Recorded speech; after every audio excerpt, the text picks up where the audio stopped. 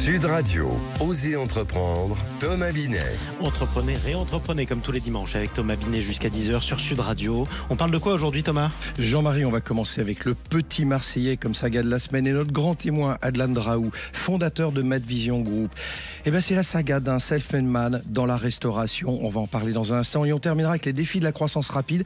Eh bien, comment gérer justement une croissance rapide sans perdre le contrôle? Je pense que ça peut l'intéresser. Exactement, ni perdre sa voix d'ailleurs. Bon courage, Thomas, aujourd'hui. Merci, Jean-Marie. Allez, tout de suite, on attaque comme chaque dimanche par la saga de la semaine en partenariat avec le magazine Entreprendre. On retrace l'histoire de la marque. Qu'est-ce qu'elle est connue celle-là, hein, le petit Marseillais. Thomas, éclairez-nous sur les débuts de cette entreprise emblématique. Eh bien, l'histoire du petit Marseillais, Jean-Marie, débute avec le savon de Marseille, un produit emblématique issu de la tradition provençale. Bernard Langélé, le créateur de la marque, découvre le savon de Marseille lors d'une promenade dans un marché provençal. Il tombe sous le charme de la simplicité et de la richesse des senteurs de ce produit authentique. Et alors, c'est quoi le déclic pour le transformer en produit traditionnel? Eh ben, il décide de moderniser ce savon en le découpant en petits cubes et en lui ajoutant des couleurs et des senteurs variées inspirées des paysages provençaux. Il y voit une opportunité d'ailleurs de faire découvrir une nouvelle dimension sensorielle du savon de Marseille, tout en conservant son caractère traditionnel et durable. Donc la marque sera bientôt officiellement créée. Ça va se passer comment? Eh ben, ça se fait en France en 1980.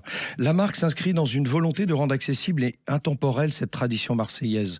Le logo de la marque d'ailleurs est inspiré d'une image symbolique, celle d'un garçon regardant l'horizon, évoquant la simplicité et la joie de vivre propre à la Provence. Oui, en plus la marque est puissante, hein, on a tous l'image.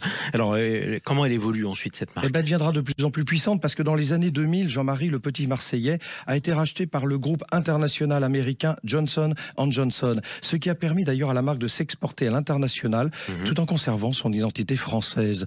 Au fil du temps, le petit Marseillais a diversifié sa gamme de produits tout en conservant son engagement vers la qualité et l'authenticité.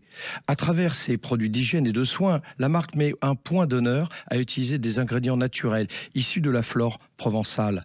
Avec un accent sur la durabilité et le respect de l'environnement, le petit Marseillais s'engage également à protéger la biodiversité locale en collaborant avec le Conservatoire du Littoral, et ce depuis 2011. Bref, le petit Marseillais, Jean-Marie, c'est une marque qui incarne l'esprit méditerranéen à travers des produits qui célèbrent la simplicité, la nature et les traditions provençales. Oui, et puis si vous faites la grasse matinée ce dimanche matin, vous sortez peut-être de la douche, peut-être que c'est ce que vous venez d'utiliser d'ailleurs. Hein.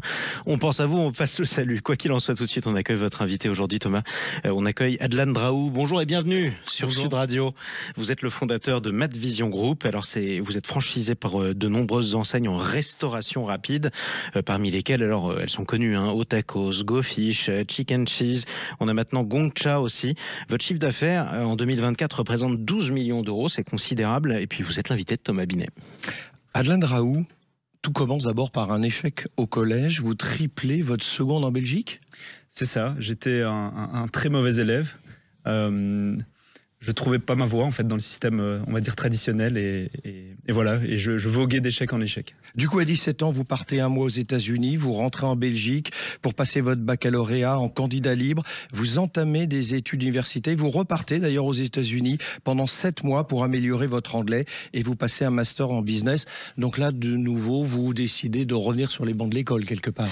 Exactement, c'est parce qu'aux États-Unis, je me prends une claque mentale. Donc moi, je suis originaire d'une région où l'entrepreneuriat fait pas du tout partie de la vie de tous les jours. D'accord. Et en fait, quand je vais aux États-Unis, je suis confronté à l'entrepreneuriat pour la première fois de ma vie. Et je sais que c'est ça que je veux faire. Et donc, je rentre en Belgique. Et là, c'est une autoroute. Donc, comme je sais que je veux entreprendre, je fais des études pour mes parents et puis j'entreprends. Et vous repartez de la Belgique. À 23 ans, vous partez au Congo pour entreprendre. Vous exportez du riz, du ciment, du concentré de tomates. Et finalement, vous allez décider de lancer un business de taxi et un autre dans le bois. Alors, vous cherchez peut-être vos secteurs. Mais en fait, ce que vous avez en point commun, c'est le business. Exactement. Je ne dirais pas que je cherchais le secteur parce que pour moi, il y a une espèce de pattern qui se crée à chaque fois. Peu importe le domaine dans lequel tu es, finalement, l'entrepreneuriat, c'est de l'entrepreneuriat. Donc voilà. Au bout de 5 ans, vous rentrez en Belgique et là commence votre histoire avec la restauration rapide et la franchise. En 2017, vous achetez le premier Otakos de Belgique et vous créez votre groupe et vous devenez multifranchisé pour la même enseigne d'ailleurs. Exactement. On commence avec Otakos et puis on comprend le business model de la franchise et on décide d'évoluer vers d'autres marques également. Et justement, vous n'arrêtez pas là, vous allez ouvrir des points de vente avec d'autres enseignes. Alors Jean-Marie l'a dit en présentation, il y en a eu plusieurs. Il y a Go Fish, il y a Chicken Cheese. Bon, pourquoi d'ailleurs être parti dans différents secteurs de la restauration rapide et de ne pas avoir insisté par exemple avec Otakos, parce que vous êtes devenu multifranchisé pour cette enseigne? Tout simplement parce que à l'époque où on rentre dans Otakos, le développement est très fort. Je comprends pas énormément le business model à ce moment-là. Et en fait, il est un peu tard si on veut grandir de manière assez exponentielle, si on veut continuer dans Otakos, parce que les meilleurs emplacements sont déjà pris. Et donc, on est obligé de voir ailleurs. Mais c'est pas vraiment voir ailleurs, parce qu'on reste dans la franchise et on reste dans la restauration rapide. En 2023, encore une nouvelle étape est franchie. C'est quand même c'est fulgurant quand même comme ascension, si je peux me permettre. C'est sport.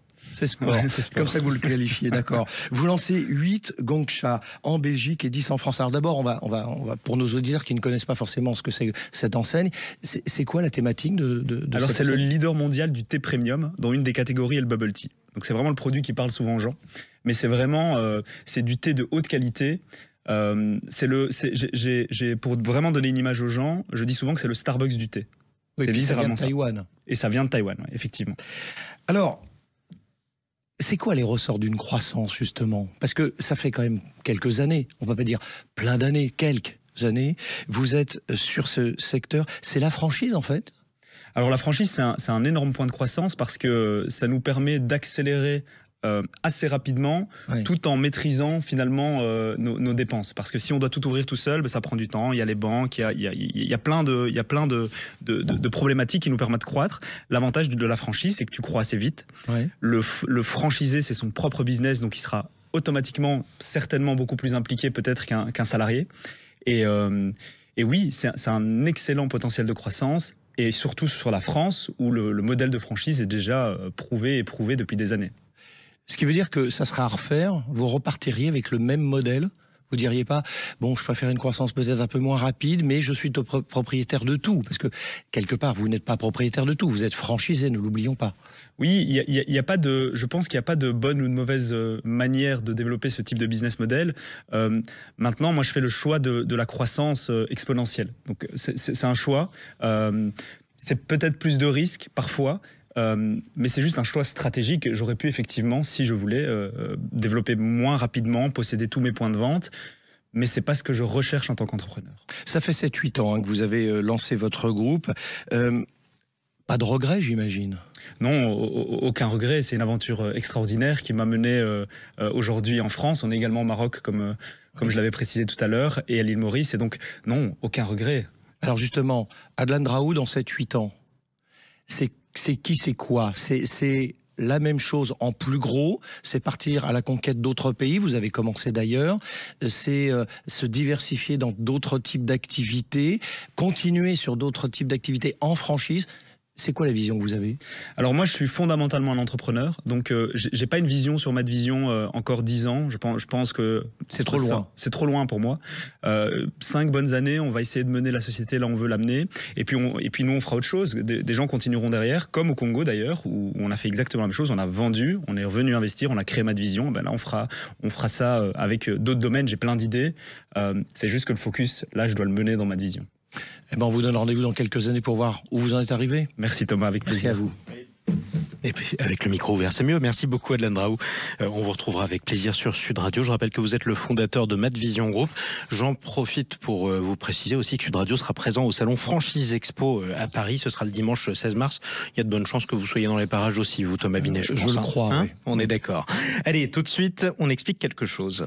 Bruno, le spécialiste des fournitures et de l'équipement pour les professionnels, présente Sud Radio, Osez entreprendre, les essentiels de l'entrepreneuriat. Alors Thomas, on parle souvent de succès, de croissance rapide pour les entreprises, mais quand ça décolle trop vite, il y a toujours un danger de perdre le contrôle. Alors comment on gère une telle croissance sans se laisser déborder? Prenons l'exemple, Jean-Marie, de l'ascension d'une start-up. Imaginez que du jour au lendemain, les demandes explosent, le téléphone sonne sans interruption, les mails s'accumulent et les commandes, évidemment, elles arrivent en masse. Il y a un moment où tout s'emballe. Et là, le premier piège, c'est de vouloir faire tout soi-même, surtout quand on a une petite structure. C'est tentant, hein, surtout quand on est passionné par son projet et qu'on veut engranger de la marge financière, c'est-à-dire ne pas embaucher. Mais rapidement, on se rend compte que l'on ne peut pas tout gérer avec efficacité. Donc on fait quoi? On délègue? Délégué, mais aussi structuré. Attention, Laisser faire, c'est pas laisser faire non plus, hein, pour avoir une forme de confiance savoir-faire. n'exclut pas le contrôle. Exactement. La croissance rapide n'est pas un sprint, c'est un marathon. Il faut savoir prioriser, mettre en place des processus adaptés et s'entourer de la bonne équipe. Un des plus grands défis d'ailleurs, c'est de garder une vision claire tout en s'adaptant aux changements constants. Et surtout, ne jamais oublier la culture de l'entreprise qui doit rester solide, même en période d'expansion. Et alors si je comprends bien, il faut réussir à gérer une croissance rapide, mais avant tout, c'est une question d'anticipation, quoi, d'équilibre. Exactement, Jean-Marie. Il faut garder la tête froide, savoir où on va et s'assurer de ne pas perdre de vue les valeurs fondamentales de l'entreprise, parce qu'à trop vouloir grandir trop vite, on risque de détruire ce qui a fait le succès initial. C'est toujours complexe, il faut choisir le bon rythme. Exactement. Bon, écoutez, restez dans les parages, me perdez pas de vue, parce qu'on vous retrouve dans un instant, Thomas Binet. Maintenant que notre entreprise a cru, on va placer notre argent dans un instant. Oser investir, on parle de quoi? On va parler de l'or, monseigneur. À tout de suite.